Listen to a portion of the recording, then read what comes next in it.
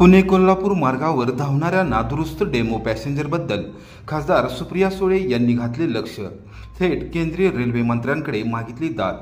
पश्चिम महाराष्ट्रातील प्रवाशांच्या दृष्टीने महत्त्वपूर्ण असलेली पुणे मिरज कोल्हापूर मार्गावर धावणारी डेमो पॅसेंजर सातत्याने तांत्रिक बिघाडामुळे बंद पडत आहे.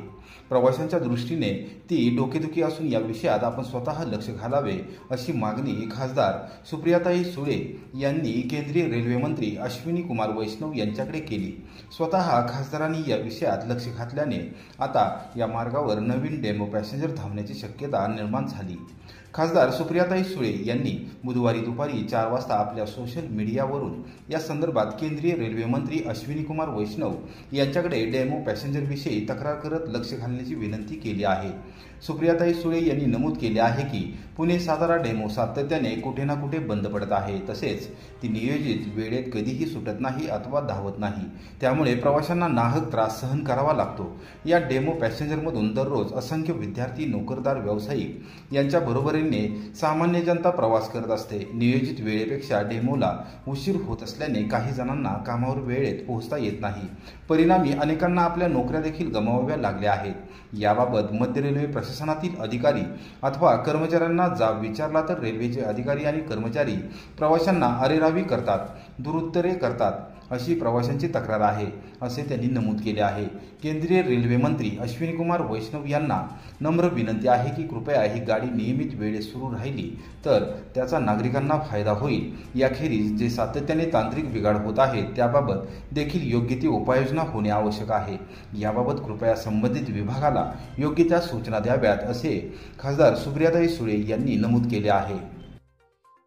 कोरेगाव मतदारसंघात खासदार नितीनकाका पाटील आणि आमदार शशिकांत शिंदे एकाच व्यासपीठावर खातगुनमध्ये सहकार भवन इमारतीचे उद्घाटन.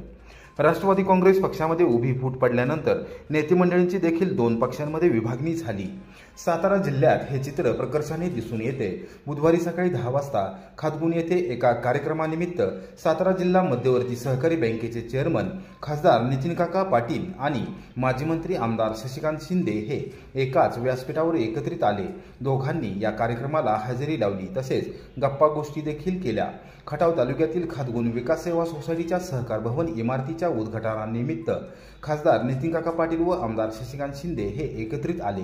राष्ट्रवादी काँग्रेस पक्षामध्ये फूट पडल्यानंतर खासदार नितीनकाका पाटील यांनी बंधू असलेले राज्याचे मंत्री मकरंद आबा पाटील यांच्यासह उपमुख्यमंत्री अजितदादा पवार यांच्याबरोबर जाणे पसंत केले, तर आमदार शशिकांत शिंदे यांनी खासदार शरद पवार यांच्याबरोबर कायम राहत आपण निष्ठावंत योद्धा असल्याचे दाखवून दिले.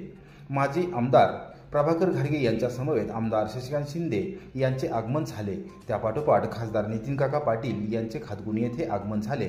तिन्ही नेत्यांनी एकत्रित येत सहकार भवन इमारतीच्या कोनशिलेचे अनावरण केले तसेच फीत कापून उद्घाटन केले. यावेळी या नेते मंडळींनी जिल्हा बँकेचे संचालक प्रदीप विधाते यांच्यासह संचालक मंडळ पदाधिकारी व कार्यकर्त्यांशी संवाद साधला.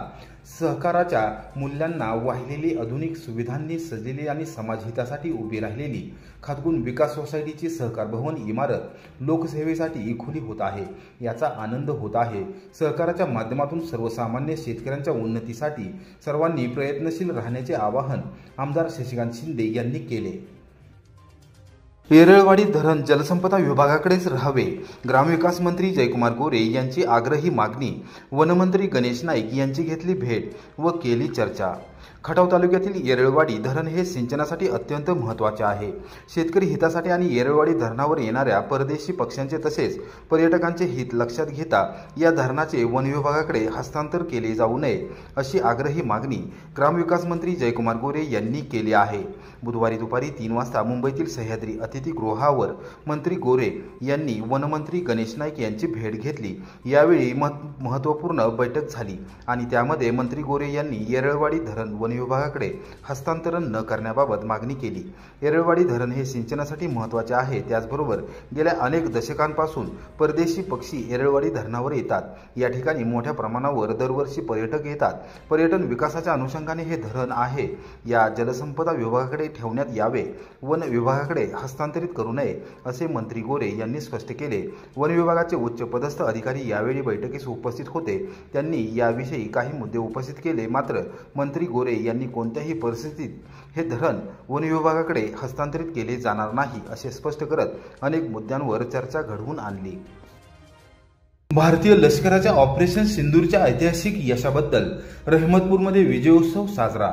भारत माता की जयच्या जय घोषणांनी रहमतपूर नगरी दुमदुमली। जम्मू काश्मीरमध्ये सातत्याने कुरापती काढून भारतापुढे पोकळ आव्हान निर्माण करणाऱ्या पाकिस्तानला भारताने ऑपरेशन सिंदूरच्या माध्यमातून चांगला धडा शिकवला आहे।